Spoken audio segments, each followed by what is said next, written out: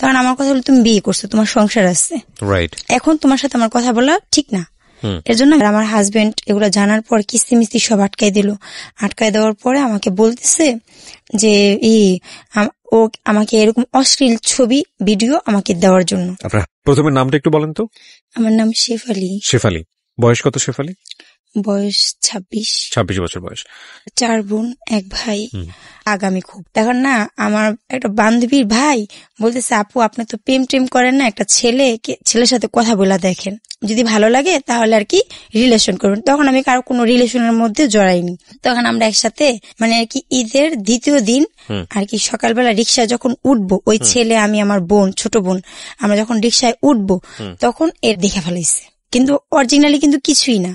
আমার বান্ধবী ছিল, বান্ধবীর ভাই ছিল, সবাই ছিল, দেখে ফেলেছে। এখন তো আমি তো ভয় নি, আল্লাহ মাকে যদি বলে তাহলে তো মা মারবো বাসায় গেলে। এখন ওকে আবার সেটিং দেওয়ার জন্য ওর সাথে আবার কথা বলছি। পরে বলতেছে না, পরে আমার বলতেছে, তুমি কি আমার সাথে রাগ করে আসো, আইসক্রিম খাও। কোন আইসক্রিম? আমি তখন আমার কথা হলো, তুমি বিয়ে করছো, তোমার সংসার আছে, রাইট, এখন তোমার সাথে আমার কথা বলা ঠিক না।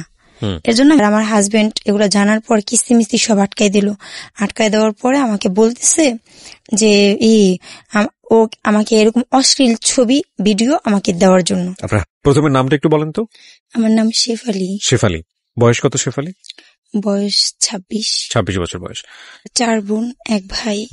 আগামী খুব দেখেন না, আমার একটা বান্ধবীর ভাই বলতেছে, আপু আপনি তো প্রেম করেন না, একটা ছেলের সাথে কথা বলা দেখেন, যদি ভালো লাগে তাহলে আর কি রিলেশন করবেন। তখন আমি কারো কোনো রিলেশনের মধ্যে জড়াইনি। তখন আমরা একসাথে মানে আর কি ঈদের দ্বিতীয় দিন আর কি সকালবেলা রিক্সায় যখন উঠবো, ওই ছেলে আমি আমার বোন, ছোট বোন, আমরা যখন রিক্সায় উঠবো তখন এর দেখে ফেলাইছে, কিন্তু অরিজিনালি কিন্তু কিছুই না। আমার বান্ধবী ছিল, বান্ধবীর ভাই ছিল, সবাই ছিল, দেখে ফেলেছে। এখন তো আমি তো ভয় নি, আল্লাহ মাকে যদি বলে তাহলে তো মা মারবো বাসায় গেলে। এখন ওকে আবার সেটিং দেওয়ার জন্য ওর সাথে আবার কথা বলছি। পরে বলতেছে না, পরে আমার বলতেছে, তুমি কি আমার সাথে রাগ করে আসো, আইসক্রিম খাও। কোন আইসক্রিম? আমি আবার কোন আইসক্রিম পছন্দ, কোন আইসক্রিম খাও। পরে আমি বলি কি আচ্ছা ঠিক আছে, রাত্রেবেলা মা দেখলে বকা দিব। পরে ও কি করলো, চুপ করে আমার জন্য আর আমার ছোট বোনের জন্য 2টা আইসক্রিম আনলো, আইনা আমাকে দিল। পরে খাইলাম। তো ও আমাকে পছন্দ করার পরে ও আর কি একজনের সাথে আর কি বলে যে, আমি তো এরকম একটা মেয়েকে পছন্দ করি, তো তোমার কাছে কি কোনো ভালো ফকির টুকির আছে?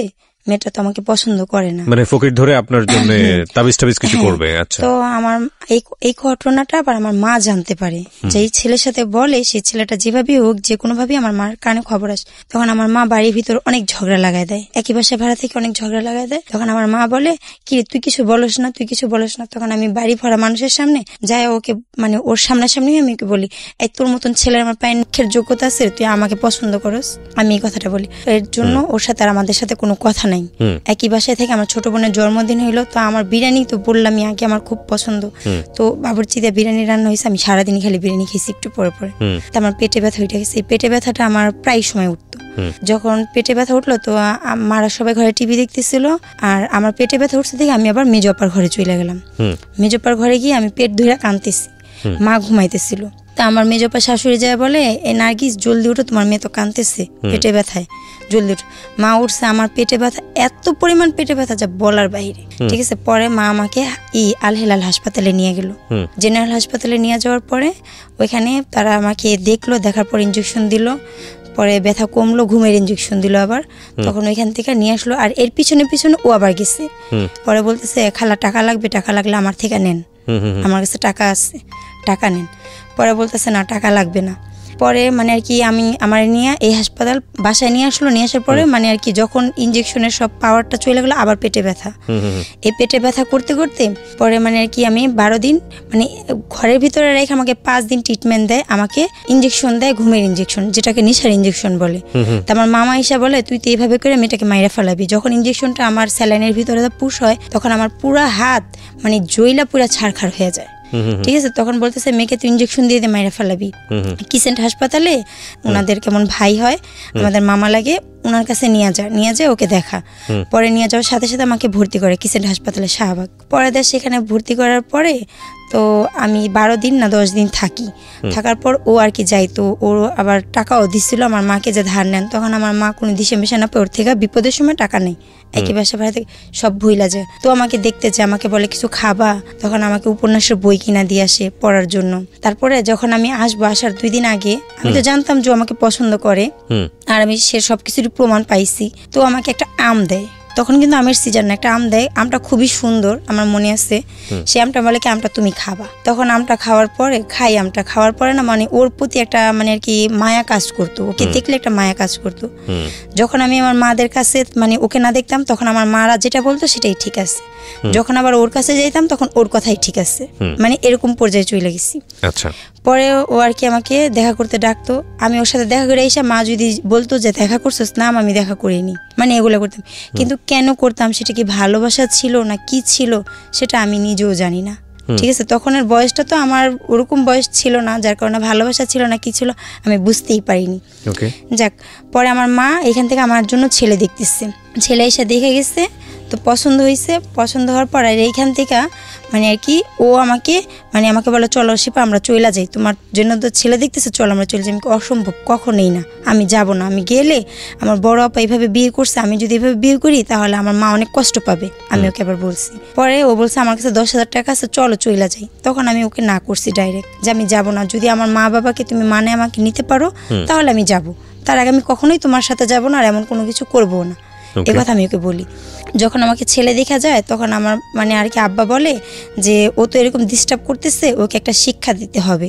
তো কালকে তখন র্যাব নতুন নামছে, অনেক কড়া, র্যাব এরিয়া অনেক কড়া। তখন বলছে আমার আব্বা বলছে যে আব্বার একটা বন্ধু ছিল যে দোকানে মাল দিত, তো বলতেছে যে মামা কালকে যদি র্যাব আসে তাহলে তুমি শুধু বলবা ও তোমার উন্না ধেরা টান দিচ্ছে, এ কথা আর কি আমার আব্বা আমাকে বলতে বলছে। তখন আমি বললাম যে ওর টাকায় ওর সংসার চলে, ওর বাবা তো খরচপাতি দেয় না, খোঁজ খবর নেয় না। আজকে যদি আমি এই কথাটা বলি তাহলে ওর সংসার কিভাবে চলবে, সংসার বন্ধ হয়ে যাবে, তো একজনের এই ক্ষতিটা করা তো ঠিক না। তখন আমি আবার আব্বাকে বললাম আব্বা এই জিনিস করব, তখন ও তো পরবর্তীতে আমার ক্ষতি করতে পারে। তখন আমার আব্বা বলে যে তোমার এত কিছু চিন্তা করা লাগবে না, ও যখন আসবে তখন তুমি বিয়ে হয়ে অনেক দূরে চলে যাবা।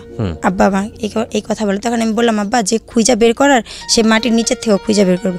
তখন আব্বা আমাকে ধমক দেয়। তা আমি চাইতেছিলাম না যে কারো কোনো ক্ষতি করি, কেননা কারো ক্ষতি করে কেউ তো কখনো ভালো থাকতে পারে না। এই জিনিস সব অনেক আগের থেকে আমার ভিতরে জিনিসগুলো কাজ করতো।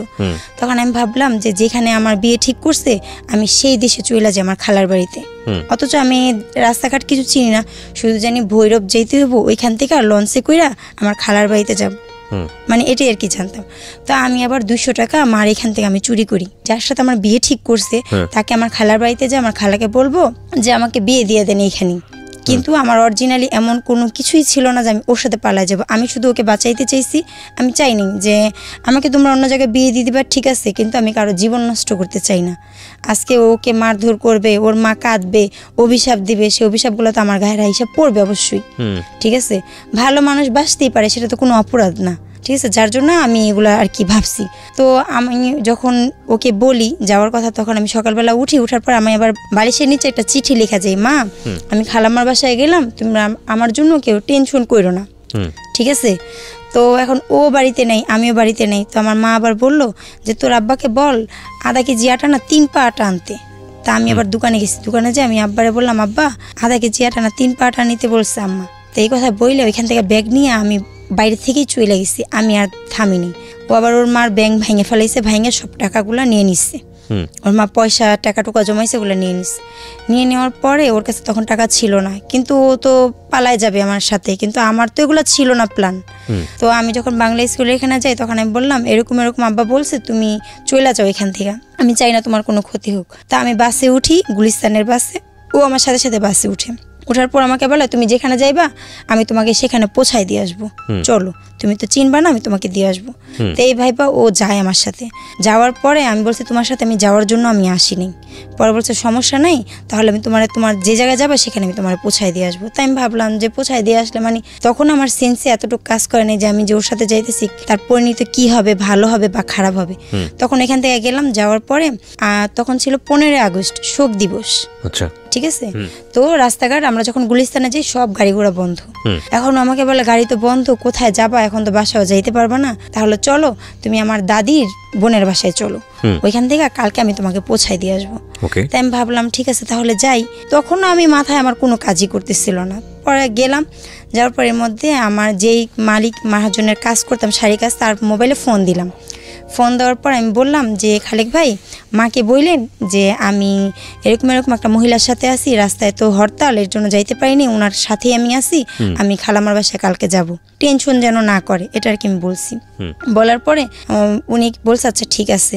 পরে বুঝা ফেলাইছে যে আমাকে নিয়ে ও পালাই গেছে, কিন্তু অরিজিনালি তো পালাই যায়নি। ঠিক আছে, তখন বলে তোমরা থাকো, 2 দিন পরে আমি তোমাদের বিয়ে করাই দিব, এ কথা বলে। কিন্তু আমি তো বিয়ে করবই না, আমি তো ওকে বিয়ে করবই না। তো এখন অনেকভাবে ও বুঝায় আমাকে, বোঝানোর পর যেই নাম্বার থেকে আমরা ফোন দিই সেই নাম্বারে ওই মহাজন ফোন দেয়। ফোন দেওয়ার পর আমরা দুজন বইসা থাকি, ওইখানেই বইসা থাকি। বইসা থাকার পরে জিজ্ঞাসা করে এখানে কি একটা মেয়ে আছে, মেয়েটার গায়ের রং এরকম, মেয়েটার চুলগুলা লাল। তখন আমি বলি বইলেন না, কিন্তু লোক বইলা দেয়। পরে ওইখান থেকে আমার দুলাভাইরা সবাই আর কি জিজ্ঞাসা করে এটা কোন জায়গা, কোন দেশ, জায়গার নাম জিজ্ঞাসা করে। ওইখান থেকে আমাকে নিয়ে রিটার্ন ব্যাক করে। না বিয়ে করতে পারিনি। পরে ওইখান থেকে আসার পর ঢাকা আসি। হ্যাঁ, ঢাকায় আবার চলে আসি। ওর বাড়ি হলো শরীয়তপুর। ঠিক আছে, আমাকে নিয়ে শরীয়তপুর চলে যায়। শরীয়তপুর থেকে আমাকে নিয়ে আবার ঢাকা চলে আসে। ঢাকা আসার পর ওর চাচার বাসায় যায়। ওর চাচার মানে ওর চাচিও অনেক উল্টাপাল্টা কথা বলে, তুমি কি ও কি দেখছো, হ্যান তেন সে অনেক কথা বলে। তখন আমি অনেক কাঁদার পর ও আবার ওইখান থেকে যেই ভাই মানে আর কি মিথ্যা কথা বললে আর কি করে তার কাছে যাই। এখন সে বলে শিপা এখানে থাইকো না 1 মিনিটও, এখানে থাকলে অনেক সমস্যা হবে, তোমার মারা পুলিশ আনছে, এই সে অনেক ভয় দেখায়।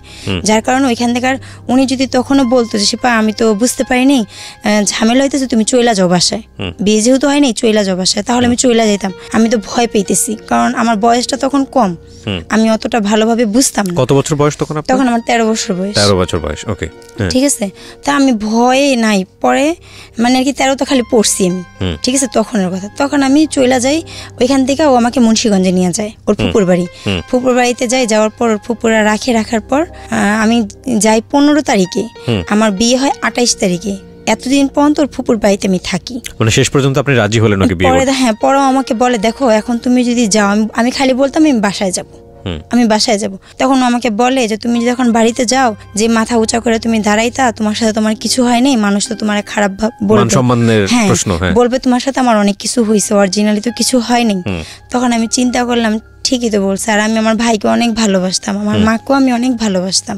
তো খালি রাত্রেবেলা খালি কাঁদতাম, আমি আমার মার কাছে যাবো, আমি আমার মার কাছে যাবো। যাই হোক, আপনি তারপরে ওকে রাজি হলেন? হ্যাঁ, পরে রাজি হই। উনাদের এখানে আমার বিয়ে হয়। বিয়ে হওয়ার পর এখানে আমরা সংসার করি। তার মানে একরকম জোর করেই আপনাকে আপনার হাজবেন্ড বিয়ে করলো। কিন্তু মানে এগুলো আর কি তখন তো আমি এটা বুঝতে পারিনি যে বিয়ে কাকে বলে। বিয়ে মানে সারা জীবন সুখে দুঃখে তার পাশে থাকা বা তার সাথে থাকা, এটাও আপনি বুঝেন? এটা আমি বুঝি নাই। বয়স তখন কত? ঠিক আছে, 13 বছর বয়স। আমি তখন ওর বয়স কত ছিল? ওর ভালোই বয়স ছিল, মানে আর কি আপনার চেয়ে কয় বছরের? আমার চেয়ে ওর 3 বছরের বড় ছিল। তাহলে তো ওরও তো 14, 15, 16 বছর বয়স। ও তো ছোট। মানে আর কি ও নাকি ওর ফ্যামিলির সবার বড়। ও বলতো ওর বয়স বেশি, ফ্যামিলির মানে আর কি ওর চাচাতো ভাই বোন সবার বড়। আমার শ্বশুর সবার বড় ছিল, ওকে, আর ও ছিল বড় সবার। মানে ও কি বিয়ের জন্য প্রাপ্তবয়স্ক ছিল? ওর নাকি ও 17 ছিল, 17, 18 ওর ছিল। মানে দুজনেই খুব অল্প বয়সে, এটা বোঝা যাচ্ছে। হ্যাঁ, তো এখন মানে ওর যে ব্রেনটা ছিল, যে জ্ঞানটা ছিল, সেটা আমার ছিল না। ঠিক আছে, জ্ঞান না থাকলে তো একটা ফ্যামিলিও চালাইতে পারতো না, তাই না? যেহেতু একটা ফ্যামিলি চালায়, সেহেতু ও ভালোই বুঝে। ঠিক আছে, তো আমাকে ওগুলা বলে। তো প্রতিটা মেয়ের মনের ভিতরেই একটা চাহিদা থাকে যে আমার হাজবেন্ড এমন হবে, বা আমার স্বামী এরকম হবে, বা আমার স্ত্রী এমন হবে। প্রতিটা মেয়ে বা ছেলের মধ্যে একটা চাহিদা থাকে, যেই চাহিদাটা আমার অপূর্ণ, আমার জায়গায় আমার অপূর্ণই রয়ে গেছে। আমি সেটা কখনোই, আমার সেই খালি জায়গাটা আমার অপূর্ণই খালি রয়ে গেছে, সেটা কখনো ভরেনি। ও হয়তো আমাকে পায়ে হ্যাপি, কিন্তু আমি ওকে পায়ে কখনো হ্যাপি হই নাই, কখনো সেইভাবে আমি খুশি হইনি। কিন্তু কখনো ভালো লাগতো না, মানে ও আমাকে ছুঁইতো বা কোনো কিছু করতো, সেই জিনিসগুলো আমার ভালো লাগতো না। ঠিক আছে, সেগুলো আমি করতাম বাধ্য হইয়া করতাম। তো যাক, তারপরে যখন প্রথম আমার বাচ্চা কনসেপ্ট করে তখন তো আমি বুঝি না। কত বছর বয়সে, বিয়ে কতদিন পরে? বিয়ের পরে প্রথমেই আমার বাচ্চা কনসেপ্ট করে। প্রথমে বাচ্চা কনসেপ্ট করার পরে তখন আমি বলি যে বাচ্চা কনসেপ্ট করছে, তখন আমি অনেক অসুস্থ হয়ে যাই। তো ওর মানে আমার শ্বশুর, বিয়ের পরে তো আমার শ্বশুর, তো উনি আবার মুন্সিগঞ্জে যায় আমাকে নিয়ে আসে, আমাকে আর ওকে নিয়ে আসে ঈদের পরে নিয়ে আসার পরে মানে আর কি এর মধ্যে আবার আমি যখন বিয়ে হয়, আমি কথাটা পিছনে রেখে আসছি, আমার বিয়ের 15 দিন যাইতে না যাইতে মানে আমি পাগল হয়ে যাই, পাগলের মতন আমি আচরণ করি। আমি শুধু এতটুকু বলি আমার মার কাছে যাব, নিজের মাথার চুল নিজে টাইনা ছিঁড়া ফেলাই, ঠিক আছে। আর মনে হইতো কে জানি কি পুড়তেছে আমার ভিতরে, জইলা পুইরা, মানে 10টা বাজলে, সকাল 10টা বাজলে আমার ভিতরে জইলা পুইরা ছাড়খাড় হয়ে যেত। আর খালি বলতাম আমার মার কাছে যাব। মানে বিয়ের পরে আপনাকে বাড়িতে পাঠায়নি? না, বাড়িতে পাঠায়নি, ওর মুন্সিগঞ্জেই রাখছে, ওইখানে আমাকে রুম ভাড়া করে ওইখানেই রাখছে। আচ্ছা। তো মানে আর কি অনেক কষ্ট করে আর কি সংসার চলতো, মানে ওই করতো, মানে জুতার আপারের কাজ করতাম। আর জুতার মধ্যে যে কারচুপির কাজটা হয়, পুঁতি চিমকি বসানো, সেগুলা ও ঢাকার থেকে নিয়ে যেত, ওইখানে আমরা দুজন কাজ করতাম। ওইখান থেকে ও আর কি আমাকে খুবই মারধর করে, ঠিক আছে। মানে আমি এদিক ওদিক চলে যাই দেখে খুবই মারধর করার পর ও আমার মার কাছে নিয়ে আসে। বিয়ের 3 মাসের সময় আমার বাচ্চা সহকারে মানে নিয়ে আসার পর সে বাচ্চাটা আমার মা নষ্ট করে দেয়, রাখে না, নষ্ট করে। প্রথম বাচ্চা? হ্যাঁ, ওইটি প্রথম বাচ্চা নষ্ট করে দেয়। ঠিক আছে। তারপরে মানে আর কি আমার মারা দিবে না, অনেক ওর থেকে ছাড়ানোর অনেক চেষ্টা করে, তখন আমি বুঝি না। তখন মানে আর কি আমাকে বলে বিয়ের পর স্বামী সব, মানে আশেপাশের অনেকে মানে কি লুকায় আমাকে এগুলো বলতো। তারপর আমি আবারও 21 দিন পর আবার ওর কাছে চলে যাই, মারা অনেক ছাড়ানোর চেষ্টা করে, ছাড়ি না, সংসার করতে থাকি। তারপরে এই যে আমার এই ছেলেটা আমার আবার কনসেপ্ট হয়, তখন আমি মেয়ে স্টোভে কাজ করি। মেয়ে স্টোভে কাজ করার পরে 6 মাসের মতন মেয়ে স্টোভে কাজ করি আমি। কাজ করার পর যখন বাচ্চা কনসেপ্ট করে, তখন আবার এখান থেকে চাকরি ছাইড়া দেওয়ার পর খুবই কষ্টে আর কি দিন যাইতো। ও খুবই মারধর করতো আমাকে, খুবই মারতো। তো যে বাসা ভাড়া ছিলাম সে বাসায় উনি আমাকে বলতো, ভাড়াটিয়া আপা বলতো, সে পা এখনো সময় আছে চইলা যা, এগুলো বলতো, এখনো সময় আছে চইলা যা। ও কি তুই কি? আমি বললাম যে একটা বাচ্চা নষ্ট করছি, মরলে তো আমার কবর হিসেবে আমার দেয়া লাগবে, আমারটা তো কেউ দিবে না, ঠিক আছে। আমার বাচ্চা নিয়ে যদি আমার ফ্যামিলি আমাকে নেয় তাহলে আমি যাবো। তা আমি আমার ফ্যামিলিকে প্রস্তাব দিলাম, আমার বাচ্চা সহকারে আমাকে নিবা? পরে আমার দুলাভাই বললো, মেজে দুলাভাই না, নিবে না। তার জন্য আমি গেলাম না। ও আমাকে বলতো, সে পা অনেক কষ্ট করো, না খায় থাকো, চইলা যাও। আমার হাজবেন্ডও আমাকে বলতো, কিন্তু আমি যাইনি। বাচ্চা হওয়ার পরে আপনি আর যাননি? না, তখন বাচ্চা আমার কনসেপ্ট করছে, তখন অনেক চইলা যাইতে বলছে, অনেক কষ্ট করি, না খায় থাকি সারা দিন। মানে জামাই বলতো চলে যাও? ও বলতো, মানে অনেক কষ্ট করি ওর কাছে, তখন আমি যাইনি, মানে তখন কষ্ট করছি কিন্তু আমি যাইনি। তারপরে বাচ্চা যখন আমার 5-6 মাসের পেটে, তখন ও আমাকে ভাত দিছি, ভাতের বল সহকারে, যে কোন কথা জানি, ভাতের বল আমার মুখের উপরে মাইরা, আমি নিচে বসো, খাটের উপর বসে 1 লাথি মারছে আমায়। তখন আমি পিড়িতে বসেছিলাম, পিড়ি থেকে আমি পড়ে গেছি। মানে ও খুবই মারধর করতো। তারপরে আমি ওর সাথে সংসার করছি, আমি এত কিছুর পরে কিন্তু ওকে ছাড়িনি। তারপরে ও আমার ছেলেটা হওয়ার পরে ও বাহিরে যায়, 2 বছরের জন্য বাহিরে যাওয়ার পর আমি ওষুধ কোম্পানিতে কাজ নিই। তারপর আমি ওষুধ কোম্পানিতে চাকরি নিই, আমি মানে কি ওইখানেও কাজ করি। ও তো বাহিরে চলে যায়, তখন আমার ছেলেটার বয়স তখন 1.5 বছরের মতন, তখন ও বাহিরে চলে যায়। মানে 1 বছর শেষ হয়ে মানে 2 বছর চলতেছে, তখন বাহিরে চলে যায়। বাহিরে যাওয়ার পরে দুবাই যায়, তখন দুবাই যায় 2 বছর থাকে। তখন আমি চাকরি করতে থাকি, ও আমাকে চাকরি করতে মানা করে, চাকরি করার দরকার নেই। তাই আমি ভাবি যে চাকরি করবো, আমি একটা চেনের অনেক শখ, চেন নিব, চেন নেওয়ার পর মানে একটা স্বর্ণের চেন কিনবো, কেনার পর চাকরি ছাইড়া দিব। এর জন্য চাকরি করে থাকি। অফিসে সবাই আমাকে চিনে, তখন এমন কোনো কিছু হয় না, সবাই চিনতো, জানতো। তখন মানে একজনের সাথে ফোনে রং নাম্বারে আমার পরিচয় হয়। কিভাবে? মানে আমার মোবাইলে তখন ও আবার বাহিরে যাওয়ার পর, যে মাসে যায় তার 2 মাস পরে আমার জন্য একটা ফোন পাঠায়। ফোনের মধ্যে তখন আর কি যখন ফোন ইউজ করি, তখন একটা রং নাম্বারে ফোন আসে। ফোন আসে, অনেক রং নাম্বারে আসতো, কথা বলতাম না, কিন্তু ওই রং নাম্বারে ফোনে কথা বলতো এমন ভাবে যে আমি তার সাথে কথা বলি। প্রিয় শ্রোতা, জীবন গল্পের এখন পর্যন্ত সেরা কয়েকটি গল্প এবং রেডিওতে অপ্রকাশিত একটি গল্প, একটি বিশেষ গল্প নিয়ে এবারের বই প্রকাশ হতে যাচ্ছে জীবন গল্প পার্ট 2। যারা এই বইটি ঘরে বসেই সংগ্রহ করতে চান, কারণ অল্প সংখ্যক বই বাজারে আনা হয় প্রতি বছরই ফেব্রুয়ারি মেলাকে কেন্দ্র করে, বইমেলাকে কেন্দ্র করে, তারা ফোন দেবেন এই নাম্বারটি হচ্ছে boibajar.com-এর, এবং নাম্বারটি হচ্ছে 09611262020। আমি আবারও বলছি 09611262020। এই নাম্বারটিতে ফোন দিন। বইয়ের মূল্য রাখা হয়েছে সর্বসাকুল্যে 200 টাকা মাত্র। ওকে, যেখানটা আমরা ছিলাম, কিন্তু ওই ছেলেটা আমাকে চিনতো। মানে এটা আর কি ওরা আর কি বন্ধুরা প্ল্যান করে আমার সাথে কথা বলে। ছেলেটা চিনতো কিভাবে আপনার? ছেলেটা চিনতো কিভাবে, ওর এক বন্ধু বলতো যে মেয়েটাকে এরকম আমি ফোন দিই, মেয়েটা আমার সাথে কথা বলতে চায় না, পরে বলে দে আমি কথা বলে দেখ। এবং আপনি দেখা করতে যান? হ্যাঁ দেখা করতে যাই। কথা বলার কতদিন পরে দেখা করতে যান?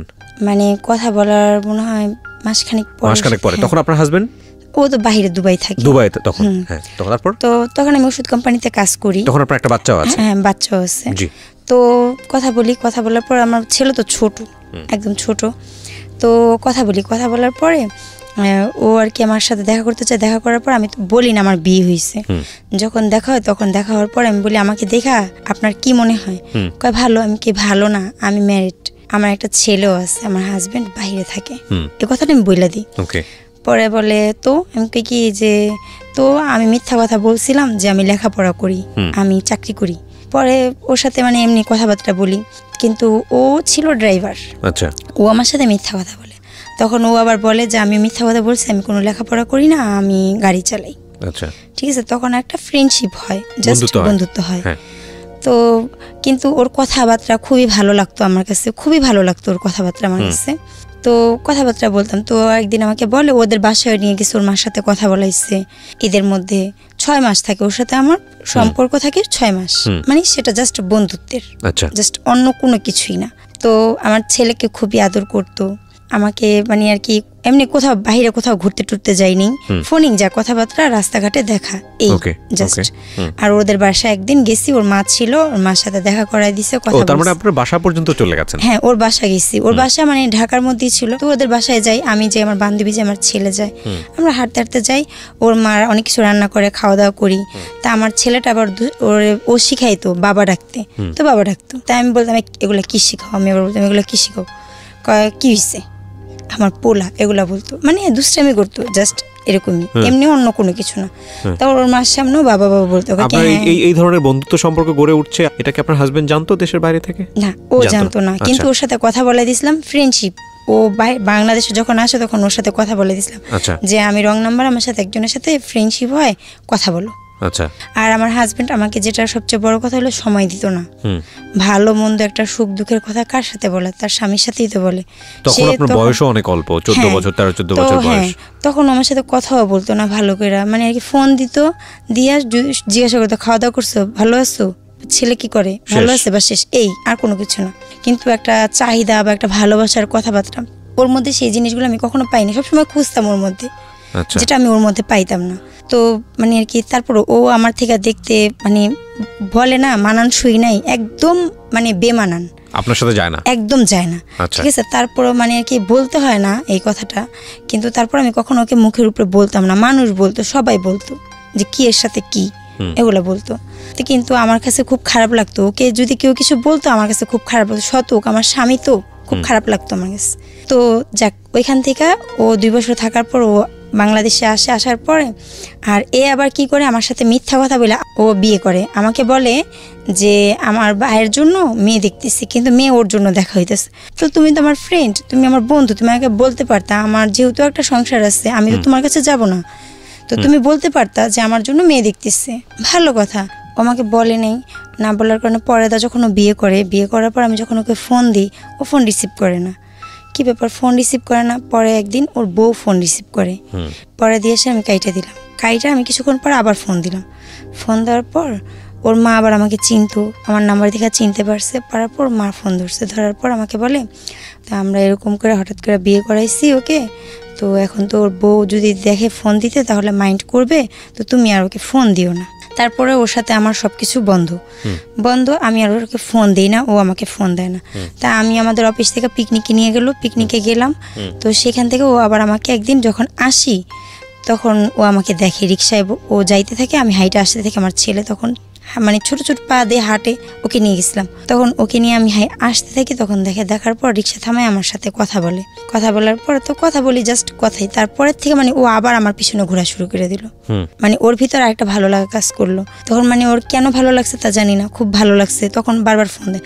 তখন আমার কথা হলো তুমি বিয়ে করছো, তোমার সংসার আছে, এখন তোমার সাথে আমার কথা বলা ঠিক না, এর জন্য আমি কথা বলতে চাইতাম না। ও বারবার ফোন দিত, পরে কেন আমি কি এখানে বলছি তো ফোন আপনার বন্ধ। বিয়ে, আপনি বিয়ে করেছেন, হ্যাঁ আমার আপনার সংসার থাকার পরও আপনি ওনার সঙ্গে বন্ধুত্ব করেছেন, হ্যাঁ। সো ওর তো আপনার সাথে বন্ধুত্ব করতে গেলেও তো ওর তো যুক্তি থাকতে পারে যে না আমারও সংসার আছে, আমি তোমার সাথে কথা বলবো, কিন্তু সমস্যা ছিল না, কিন্তু আপনি ওকে না করতেন কেন? তখন আমি ওকে না করতাম, কেননা ওই যে ওর মা আমাকে বলছে যে ওর মা ওকে বলেছে সে কারণে, এই কারণে আমি বলতাম না, কারণ একটা স্ত্রী স্বাভাবিক সন্দেহ করতে পারে, নতুন বিয়ে করছে, অশান্তি হইতেই পারে স্বাভাবিক, একদিন 2 দিন। তার আগ পর্যন্ত আপনার হাজবেন্ড জানে না যে আপনার এই ছেলেটার সঙ্গে না বন্ধুত্ব হয়েছে? না না। ওকে। তখন মানে আর কি আমি কি করলাম, ও ফোন দেয় দেখে আমি সিম চেঞ্জ করে ফেলাইলাম। পরে ওর বন্ধুকে আমার বাসায় পাঠাইলো, বলছে যে সিম চালু করতে, না হলে ভাই উপরে আসবে। আমি কি আল্লাহ মান সম্মান সব, মানে ওর বন্ধুকে পাঠাইছে। আচ্ছা, তখন আপনি অফিসে? আমি অফিস থেকে আইসা আমি ফ্রেশ ট্রেশ হয়ে আমি শুয়ে রইছি। ওর বন্ধুকে পাঠিয়েছে? ওর বন্ধুকে বাসায় পাঠাইছে। বাসায় আইসা আপনার বাসায় কে কে ছিল? আমি আমার মার সাথে থাকতাম। আপন মায়ের সাথে? হ্যাঁ আপন মায়ের সাথে থাকতাম। মানে 3টা রুম ছিল, একটা রুমে ওই যে মেস থাকতো, মানে আর কি আমাদের পরিচিত 2জন আত্মীয় ছিল, আর 2জন ছেলে থাকতো, বাইরের লোকজন খাইতো, খায় চলে যাইতো। আর এক রুমে আমার মা ছিল, এক রুমে আমি আমার বোন থাকতাম, ছোট বোন। তখন আমার ছোট বোনের বিয়ে হয়নি, তখন আমরা থাকতাম। পরে তাড়াতাড়ি সিম অন করছি, অন করে বলে তোমার সমস্যা কি, তুমি কি চাও? পরে বলে কয় কি যে আমি তোরে চাই, আমি তোরে চাই, আমাকে এগুলো বলতে আমি তোরে চাই। আমি দেখো তোমার বিয়ে হয়েছে, এগুলো কথা বাদ দাও, তোমার আল্লাহর দোহাই তুমি আমাকে ফোন দিও না। যদি তুমি আমাকে এক মুহূর্তের জন্য কখনো বন্ধু মনে করে থাকো, তাহলে তুমি আমাকে ফোন দিও না, ঠিক আছে? তুমি তো আমার সাথে বেইমানি করছো, তুমি বিয়ে করছো, তুমি আমাকে বলতে পারতা। ও আর কি আমাকে আর কি ওইখান থেকে ওর সাথে আমার শেষ হয়ে যায়। শেষ হয়ে যাওয়ার পর আমাকে ফোন টোন দেয় না। তারপর আমি চাকরি ছেড়ে দিই, আমার হাজব্যান্ড বাহির থেকে চলে আসে। চলে আসার পর এখানে আমরা আবার সংসার করতে থাকি, ঠিক আছে? আবার 2 বছর সংসার করি, 2 বছর থাকার পর আবার বাহিরে চলে যায়। বাহিরে যাওয়ার পর তখন ওকে আমি বলি কিস্তি মিস্তি উঠায় পাঠানো হয়, ওকে আমার নামে কিস্তি থাকে। তখন কিস্তির লোনটা থাকে কম, 7,000 টাকা থাকে কিস্তির লোনটা, 7,200 টাকা মাসিক কিস্তি। তো সেটা শোধ হয়, শোধ হওয়ার পর আমি 90,000 টাকার লোন আবার উঠাই। তো ওকে আমি বলি তুমি যে টাকাটা পাঠাও সেই টাকাতে তো সংসার হয় না, কিস্তি মিস্তি দিয়া ছেলের স্কুলে ভর্তি করছি, ওকে আর কি হয় না আমার।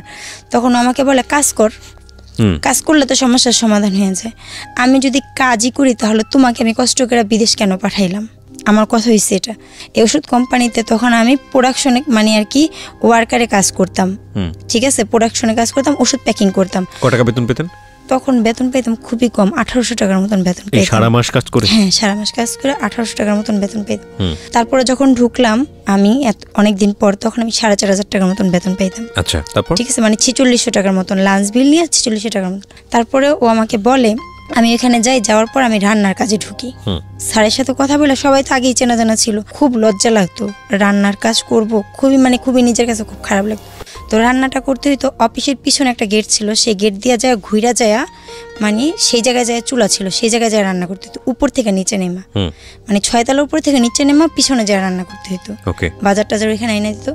তো ড্রাইভাররা পিছনে থাকতো, ওইখানে রুম ছিল, ওইখানে ড্রাইভাররা থাকতো। তো আমাকে বলতে সে পেলাপা আমি বিয়ে করলে কখনো বউ রেখে বিদেশ যাব না, এগুলা বলতো আর কি। কে বলতো এটা? ড্রাইভার, ওষুধ কোম্পানির ড্রাইভার, ওই অফিসের ড্রাইভার ছিল। ড্রাইভার ছিল।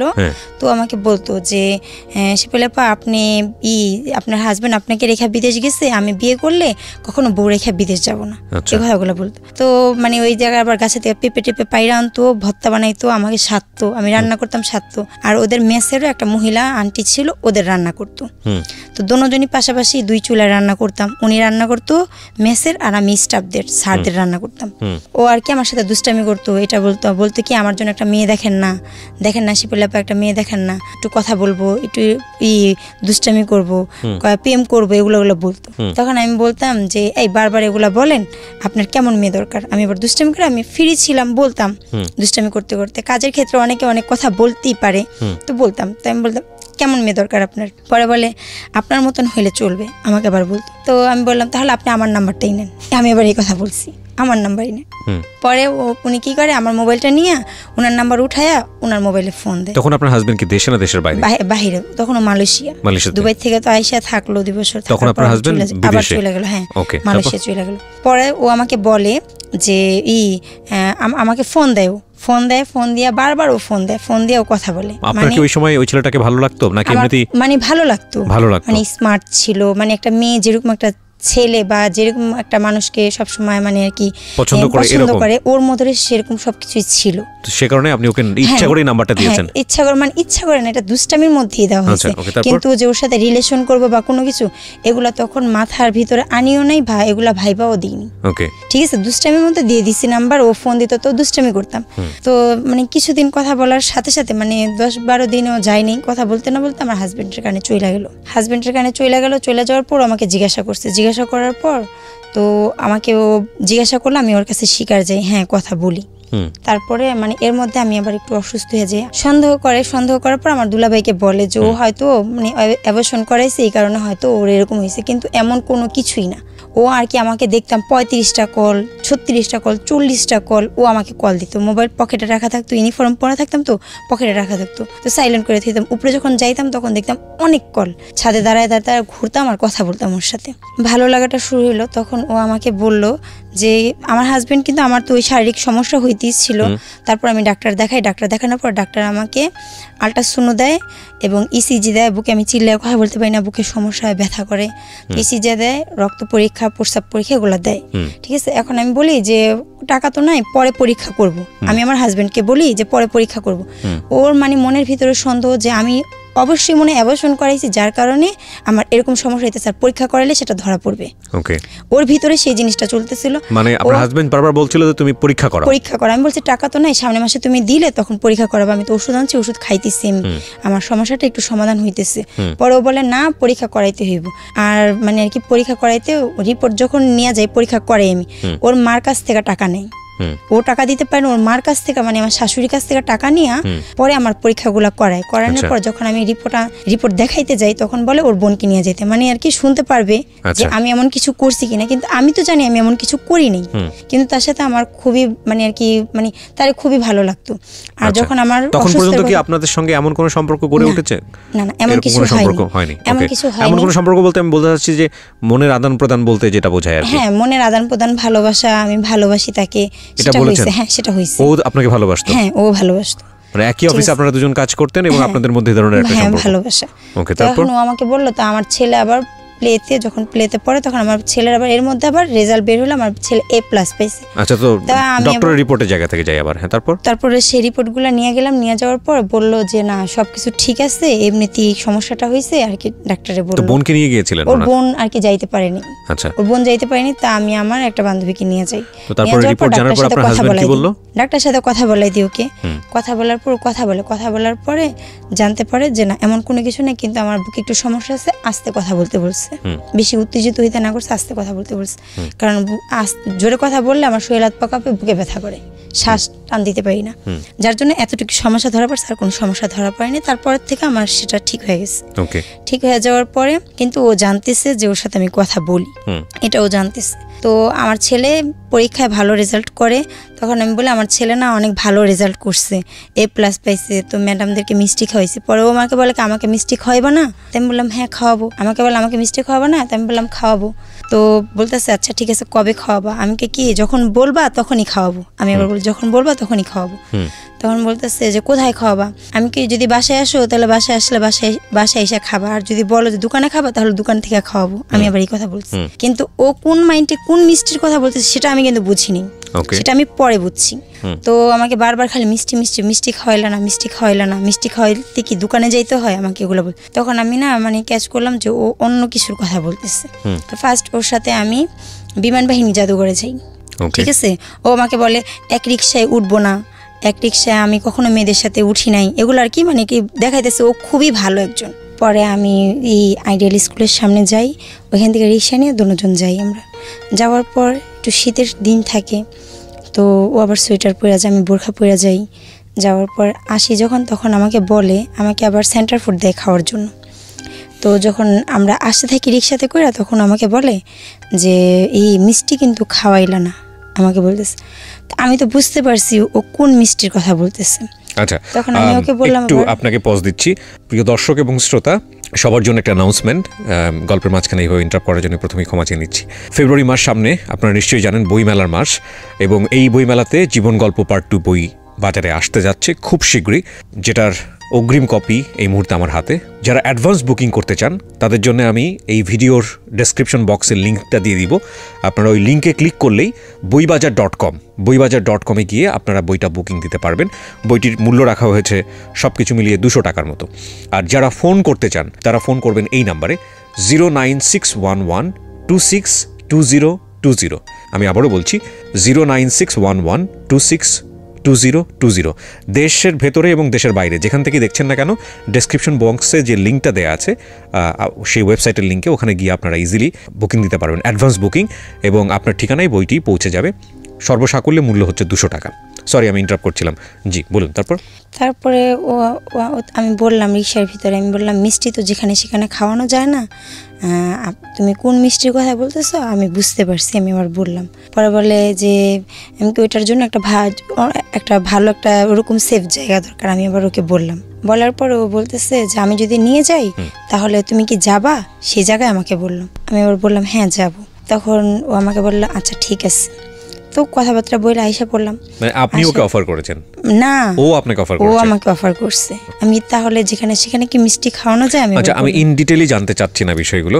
আমি শুধু এতটুকু পরিষ্কার হতে চাই যে একটা অনৈতিক এবং অবৈধ সম্পর্ক যেটাকে আমরা বলি, সেটা আপনারা সেই সম্পর্কের মধ্যে আপনারা গেছেন কি জান নাই? হ্যাঁ, গিয়েছিলাম। তো সে আমাকে আর কি বলে যে আমি যেখানে নিয়ে যাব। কমিটমেন্টের বেসিসে ছিল? কমিটমেন্ট বলতে আমি যেটা বোঝাচ্ছি যে না, আপনি বর্তমান যে সম্পর্কে আছেন সেই সম্পর্ক থাকবে না আপনার, সেখান থেকে বের হয়ে যাবেন, বের হয়ে আপনি ওর সাথে সংসার করবেন, নাকি বন্ধুত্ব, ভালো লাগা, প্রেম এখান থেকে হয়ে গেছে? জাস্ট প্রেম এটাই হয়ে গেছে, কিন্তু কোনো প্ল্যান ছিল না, কোনো ফিউচার ছিল না। ঠিক আছে, কিন্তু আমার যখন ওর সাথে ফিজিক্যালি সম্পর্ক হয় তখন আমার মধ্যে একটা কাজ করতেছিল যে আমি ওকে পাইতে চাই সারা জীবনের জন্য। যেহেতু আমি ওইখান থেকে আমি আসছি আর ওর ভালোবাসা পাইছি, এটাকে আমি হারাবো না। এটা যেভাবে হোক এটাকে আমি চাই। ঠিক আছে, তো আমি শুধু ওর পিছনেই ছুটছি, অন্য কোনো কিছুর কথা চিন্তাও করিনি, মাথায় নিইনি যে কি হবে, আমার সংসার আছে বা কিছু। তখন শুধু ওর কথাই চিন্তা করছি 24 ঘন্টা। করতো না, তখন আমাকে খারাপ কথা বলতো। হ্যাঁ, তখন আমাকে খারাপ কথা বলতো, মানে আর কি খুবই বাজে বাজে ধরনের কথা বলতো, মানে এত খারাপ কথা বলতো যেটা আমি ভাষায় প্রকাশ করতে পারবো না। আর ওর মানে আমি তো হ্যাঁ, আমি ওকে ভালোবাসছি, যাই করছি আমি ওকে ভালোবাসা করছি, আর এটা আমি জানি। আর আমি আমার ভালোবাসাটাকে, হ্যাঁ আমি এটা অবৈধ সম্পর্ক যেটা আমার করা উচিত হয়নি, আমি একটা সংসারে থেকে এটা করছি, এটা খুবই খারাপ, কিন্তু আমি ওকে ভালোবাসছি। আমার মন থেকে আমি ওকে ভালোবাসছি। আমি যেরকম সবসময় মনে মনে খুঁজতাম একজনকে, চাইতাম একজনকে, ও সেরকমই একজন। এর জন্য আমি ওকে ভালোবাসছি। আর এমন কোনো সম্পর্কের সাথে আমি কোনোদিনও জড়াইনি। ঠিক আছে, যার কারণে আমি ওকে ছাড়তে পারিনি, যে ওর সাথে আমার এরকম একটা সম্পর্ক হয়ে গেছে, আমি এখন আর ওকে ছাড়তে পারবো না। আমি তো একজনের আমানত আমি ধরে রাখতে পারিনি, আমি তার আমানত খেয়ানত করছি, আমি এখন তার কাছে যাবো কি নিয়ে? আমি তার কাছে, হ্যাঁ আমার মনের কথা, আমি তার কাছে আর যাবো না ফেরত। আচ্ছা ঠিক আছে, আমি এখন যাই হইব আমি ওকে চাই, কিন্তু ও কখনো বিয়ের কথাটা আমাকে বলতো না। ছেলেটা কখনো আপনাকে বিয়ের কথা বলতো না? ও বলতো এটা অসম্ভব, এটা কি হইব, কখন এটা হইব না। ঠিক আছে, কিন্তু ও আমার সাথে সেই সম্পর্ক ও আমার সাথে বজায় রাখছে, কিন্তু ও আবার বলে এরকম বিয়ে হবে না, এটা বলতো সবসময়, কিন্তু সম্পর্ক চালিয়ে যেতেছে। এবং আমার হাজবেন্ড যে টাকা পয়সা দিত সেখান থেকে আমি ওকে কাপড় চোপড়, ওর যাবতীয়, ওর মাকে কাপড় চোপড়, ওর বোনকে কাপড় চোপড়, ওর ভাগনাকে কাপড় চোপড়, মানে এভরিথিং সব আমি ওকে দিতাম। মানে আপনার জামাই যে টাকা পয়সাগুলো পাঠাতো বিদেশ থেকে সেগুলো আপনি ওকে দিতেন? হ্যাঁ, আর ওর থেকে নিতাম এইভাবে কইরা কইরা আমি নিতাম। নেওয়ার পর আর ও আর কি আমাকে, তারপরে যখন ও আর কি সবকিছু জানতে পারলো যে আমি এখনো চালাই যাইতেছি আর টাকা পয়সা মানে আর কি ওর থেকে নিতেছি, অনেকভাবে আমি অনেক কৌশলে ওর থেকে টাকা পয়সা নিয়ে নিয়ে আমি ওকে দিতেছি, ওর ফ্যামিলিকে দিতেছি, ওকে দিতেছি, ওর জন্য ভালো ভালো খাবার 8 আইটেম 10 আইটেম খাবার রান্না করে ওকে দিতেছি, দিয়া পাঠাইতেছি। এতটাই ভালোবেসে ফেলেছে? হ্যাঁ এতটাই, মানে ও তো গাড়ি চালাইতো, মানে আর কি খুব ভালো ভালো খাবার রান্না করে আমি ওর জন্য পাঠাইতাম। তারপরে ও আবার সেই খাবারগুলো খাইতো, খাওয়ার পরে আবার যখন ওর প্রয়োজন পড়তো আবার আমাকে বলতো যে এটা রান্না করে দিবা, এটা রান্না করে দিবা। আমি ওকে খাবার রান্না করে দিই, সব রান্না করে দিই, কিন্তু আমি সে খাবার খাই না। আমি ওকে খাবার দিয়া আমি মানে ডাল ভাত এগুলো আমি খাই। আমার সন্তানটা যে, তাকে আমি ভালো মন্দ খাওয়াইতাম না। ওর জন্য খাবার মানে ভালো ভালো রান্না করতে গেলে তো টাকা পয়সার দরকার আছে, আর আমার হাজবেন্ড যেই টাকা দিত সেটাতে তো হইতো না। ঠিক আছে, আর সেই টাকা দিয়ে সেটা আমি ওকে খাওয়াইতাম, নিজেও খাইতাম না, আমার সন্তানকেও খাওয়াইতাম না, ওকে খাওয়াইতাম। তো তখন আমি ভাবলাম যে এইভাবে তো চলে না। তো আর আমার হাজবেন্ড এগুলো জানার পর কিস্তি মিস্তি সব আটকাই দিল। আটকাই দেওয়ার পরে আমাকে বলতেছে যে ও আমাকে এরকম অশ্লীল ছবি ভিডিও আমাকে দেওয়ার জন্য। আপনার হাজবেন্ড বলছে এটা? তখন আমার আবার খুব রাগ ছিল, মানে আমার জিদ ছোটবেলা থেকে আমার অনেক জিদ। তখন আমি কি করলাম, জিদ করে আমি আবার ওকে বললাম, তখন বলতেছে খবরদার ভুলেও দিও না। এটা আপনি আপনার বয়ফ্রেন্ডকে বললেন? হ্যাঁ, খরচ আটকাই দিছে, কিস্তি আটকাই দিছে, খালামার বাসায় ভাড়া থাকি। আবার আমি বললাম খালামার বাসায় তখন ভাড়া আছি, খালু তখন চিলাচিলি করবো, খালামার সাথে আমি কি করব, ঘরের ভিতরে অশান্তি হইব, আমি কি করব। পরে কিস্তির লোকও চলে আসছে বাসায়, এখন রাত্রেবেলা 8টা বাজে আমার বাসায় চলে আসছে কিস্তির লোক। পরে ফোন দিছি আমি ওরে, আমার হাজবেন্ডকে ফোন দিছি। ফোন দেওয়ার পরে আমি ওনাদেরকে ধরাই দিচ্ছি যে আপনারা বলেন ওকে টাকার কথা, কিস্তির কথা আপনারা বলেন। পরে বলতেছে, বলে কি আমার ছেলের মাকে দেন, আমার ওয়াইফকে দেন, কথা বলছে। তখন আমাকে দিছে, ওনারা ছাদে দাঁড়ায় আছে। তখন আমার বলে আমি যেটা চাইছি সেটা দাও, তারপর আমি টাকা দিব।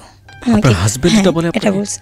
তখন আমি কি করলাম, মানে অনেক কষ্ট লাগতেছে, মানে আর কি কাউকে বলতেও পারি না, শুইতে পারি না। পরে কি, আর আজকে ওর সাথে সম্পর্ক করছি বিদে ও আমার সাথে এরকম করতেছে। তারপরে আমি ওকে বললাম, মানে সুইসাইড করার প্ল্যান করতেছে।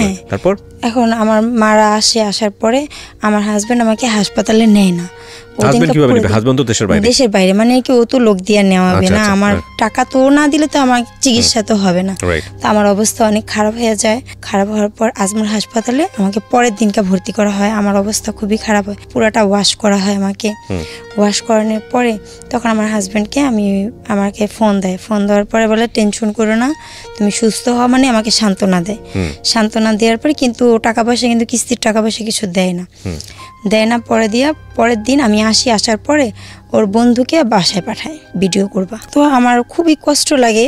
তখন আমি ওকে বলি যে দেখো আমার শরীর তো ভালো না, আমার শরীরও খারাপ, মানে আমার শারীরিক সমস্যা আছে, তুমি যদি এই কাজটা না করো তাহলে আমি পয়সা পাঠাবো না বাড়িতে, পাঠাবো না।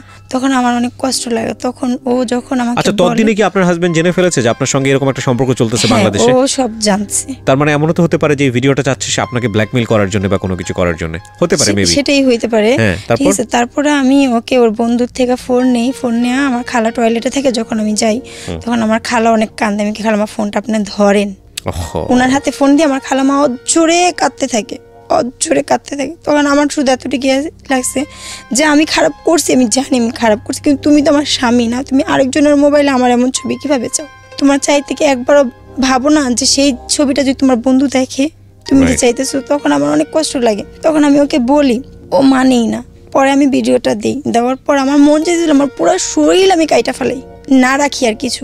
তখন আমি কি করছি, বিলেট নিয়ে আমার হাতের ভিতরে এমন পুচাইছি, খালি কাটছি। আমার খালামা দেখা ধরছে আমারে, হাত কাইটা ফেলানোর পর আমার মন চাইছিল আমি আমার পুরো শরীরে কাইটা ফেলাই। কেননা ও এরকম একটা জিনিস আমার স্বামী হয়ে চাইছে, আমার মানে আর কি আর সহ্য করতে আমি পারতেছিলাম না। তখন আমি অনেক কাঁদার পরে ও এরপরে তো তারপর ওর সাথে সংসার তো আমার ছিলই। তারপরের থেকে মানে ওই যে সাহস পেয়ে গেলো, কেউ কোনো প্রতিবাদ করলো না, আর আমিও নিরুপায় ছিলাম। ঠিক আছে, ও আমাকে নিবে না, কিন্তু ও আমার সাথে সম্পর্ক রেখে গেল। রেখে যাওয়ার পরে আর আমি সবচেয়ে বড় কথা, আমি ওকে আমার মন থেকে ভালোবেসে ফেলাইছিলাম। এটা ছিল আমার সবচেয়ে বড় দুর্বলতা, যেটাকে ও ব্যবহার করে আমাকে এই পর্যায়ে আজকে আনছে। খরচের টাকা প্রত্যেক মাসে যখন দিত তখনই আমার একটা করে ভিডিও চাইতো। আমার বড় আপা আবার বাহিরে ছিল, জর্ডানে ছিল। তো বড় আপা আবার একটা মোবাইল পাঠাইলো, আমার বলে ওই মোবাইলে, মানে আমি তো মোবাইল চালাইতে পারি না, তো আমাকে বলতো দেখো কি আমার এটার মধ্যে চাপ দিলে দেখবা সাইডে একটা সবুজ আছে গোল চিহ্ন, সেখানে চাপ দিলে ওইটা ঘুরবে আর ভিডিও হবে, তখন তুমি আমাকে ভিডিও করে ছাড়বা।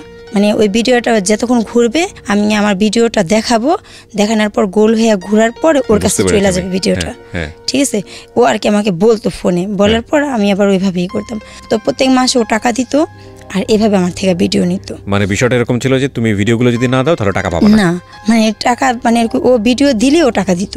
ঠিক আছে, তখন ভিডিও দিতাম আর খুব কাঁদতাম। কেন কাঁদতাম? যে আমি চাইতাম না আমার শরীরটা ও আর দেখুক, আমার কোনো কিছু আর দেখুক, কেননা আমি এখন অন্য কাউকে ভালোবাসি। আমার এখন ওর সাথে ওগুলো আমার মানে সহ্য হইতো না, খুবই খারাপ লাগতো।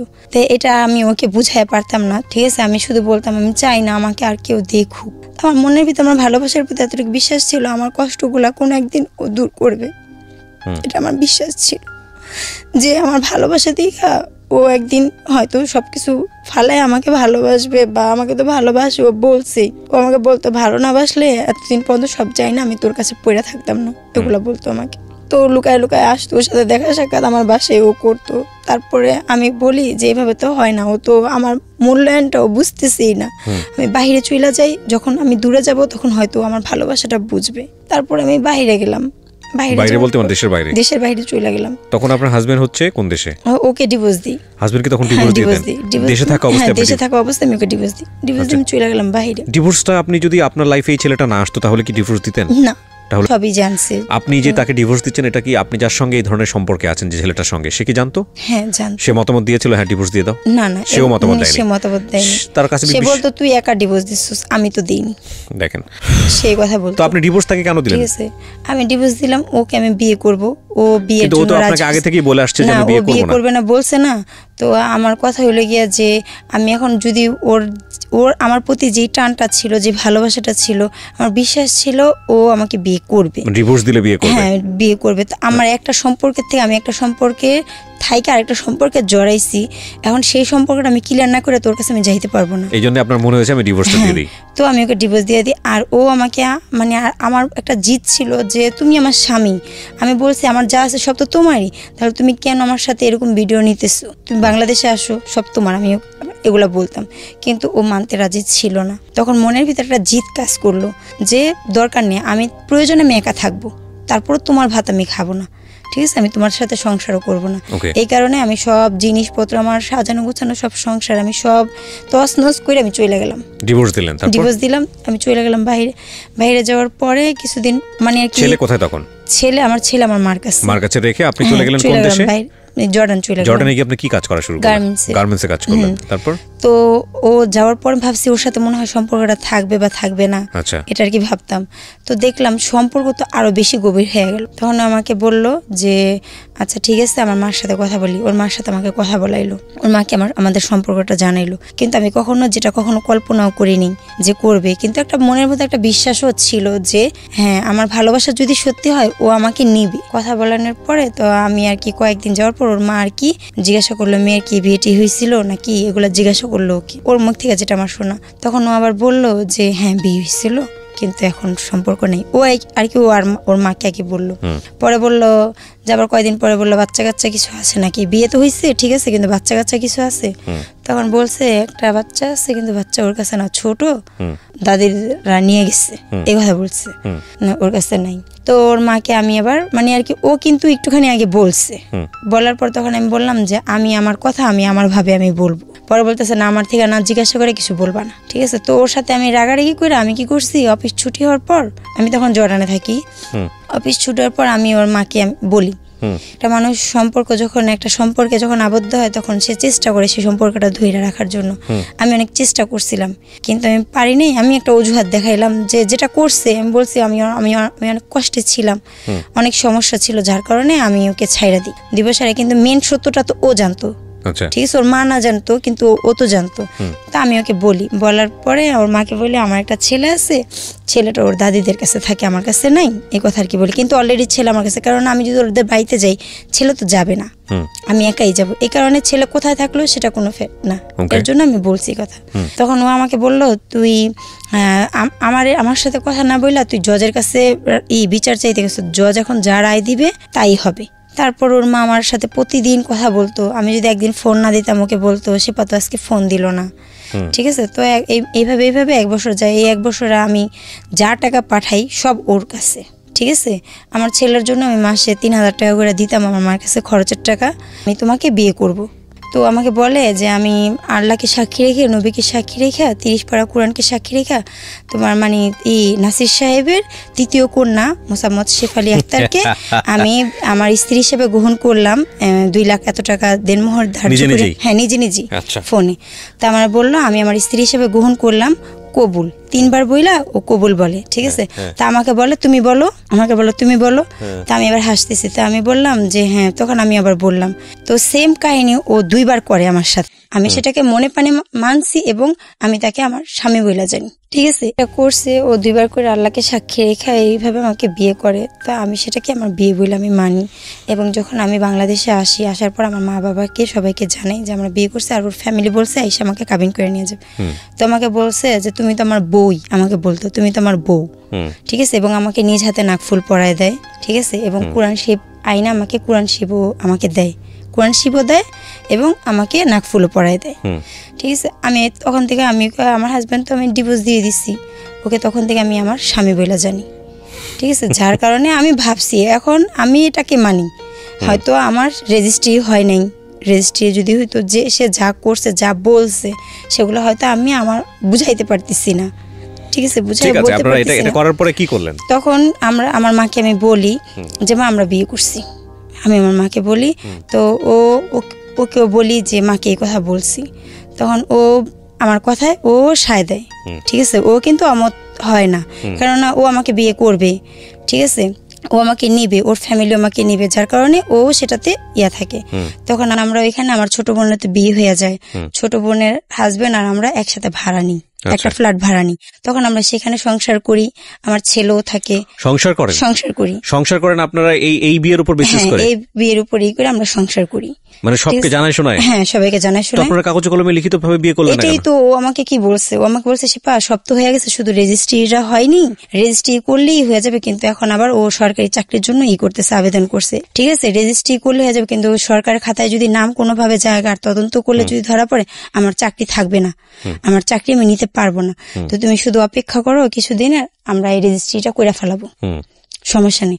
তা আমি ওর কথায় মানে ওর ইয়াতে এতই অন্ধ যে আমি ওর কথাই বিশ্বাস করছি যে সমস্যা নেই, যেহেতু সংসার করছি আর এত দূর আসছে, ওর বাসার সবাই আমার ব্যাপারে জানে। তারপরে ও আবার ওর বাড়িতে আমাকে পাঠাইছে, ও নিজে টিকিট কাইটা আমাকে একাই ওর বাড়িতে পাঠায়। পরে ও যখন চাকরির জন্য হয়ে যায়, ও ট্রেনিং এ চলে যায়, আমি বাহিরে চলে যাই। বাহিরে যাওয়ার পরে ও আস্তে আস্তে মানে আমার প্রতি মানে আর কি আমার পিছে সাইড কাটার চেষ্টা করতেছে। তখন আমি বলে কি হলো তোমার?